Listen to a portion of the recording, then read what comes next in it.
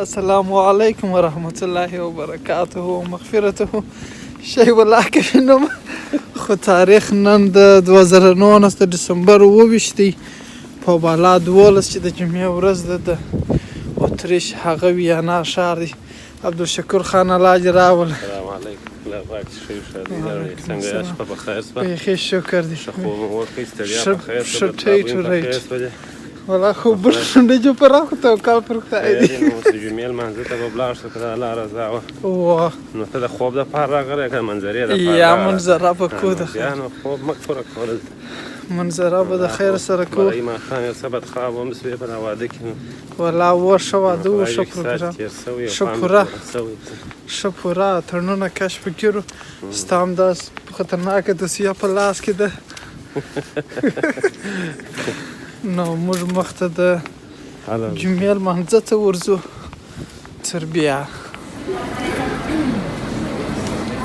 د مرشد دا هم د ټرین 23 ساعته ټکیس پر اخونزاده کښېناست د ورځې پای کې د ورځې نیمایي شوې، د ورځې نیمایي شوې. چیرې روان یې؟ د خیره اوس ځو هغه په ویانا کې د دغه په شم اسلامي سنتروم غټ جومات ته وایي، هغه د جمعې لمانځه ته ځو. هلته د ښه خوندور لمر هم دی په دا ژمي کې راغلی. نو بیا یم نه د بخت کار کوي، نه محتاج بیخي بس نو روان یو. پرزیدنټ صاحب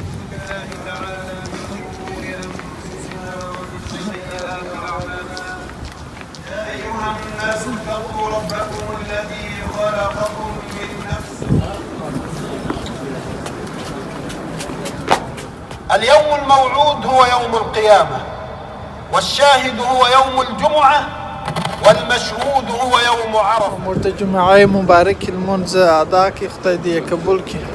اوس به خود ما پس کښې کاږو.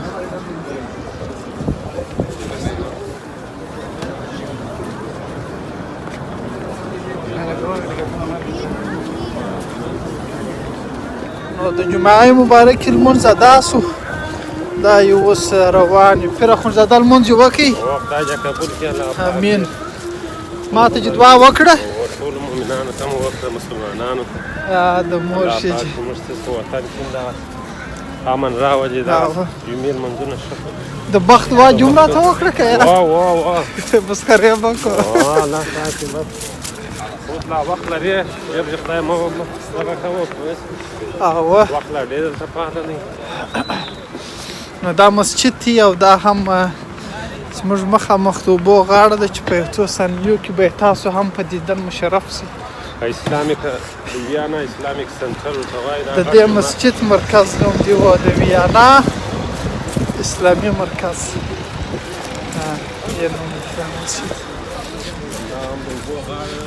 دا هم د اوبو غاړه ده.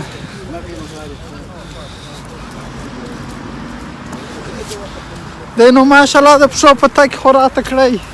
کله کله چې زه مخ راوړم بیا ورک وي. سړی بیا چېرې تللی دی.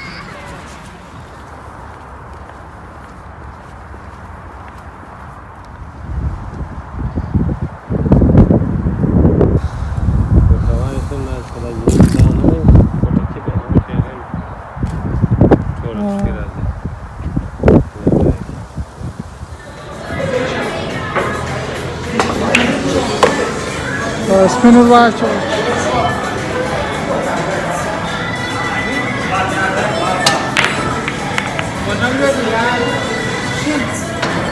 راځه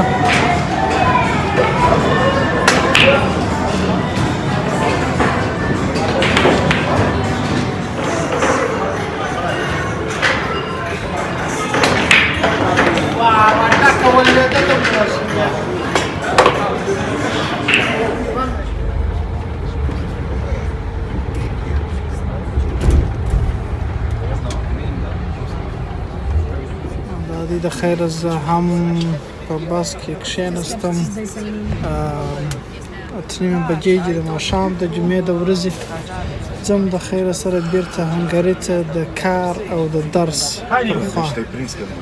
نو ژوند دې د خیر سره د شکور خان سره بیا هالند کې او یا هم وطن کې کندهار کې سره